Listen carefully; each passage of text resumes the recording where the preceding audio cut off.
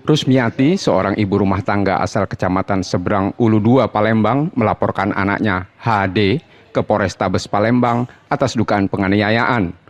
Dalam laporannya, Rusmiati menjelaskan bahwa HD awalnya meminta adiknya Desi untuk membuka warung martabak mereka. Namun, Desi menolak permintaan tersebut karena sedang mengerjakan pekerjaan lain. Penolakan ini membuat HD marah dan menganiaya Desi. Rusmiati berusaha melerai namun ikut dianiaya. Akibat penganiayaan itu, Desi mengalami luka lebam di kepala. Ngapa di kakak kan? Ngapa diapui kakak andong itu? Masalah salah paham deh. Salah paham apa? Ribut. Ribut soal apa? Soal masalah jualan deh. Jualan ngapa yuk jualan tuh?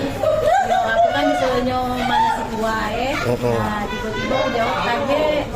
Tahunya dia langsung marah. Oh, jualan apa kita yuk? Jualan martabak. Kita dia anaya pakai tangan kosong atau pakai senjata yuk? Pakai tangan kosong. Oh, dipukul berapa kali gitu yuk? Di sini lah bagian depan. Oh, berapa kali dipukul yuk? Ya pokoknya 2 kali lah. 2 kali. Digocok ya kamu ya? Bukan Oh, sudah berobat gitu ya? Sudah tidak ada di sini. Kini laporan kasus ini sedang ditangani kepolisian. Yudi Kiswanto, Kompas TV Palembang, Sumatera Selatan.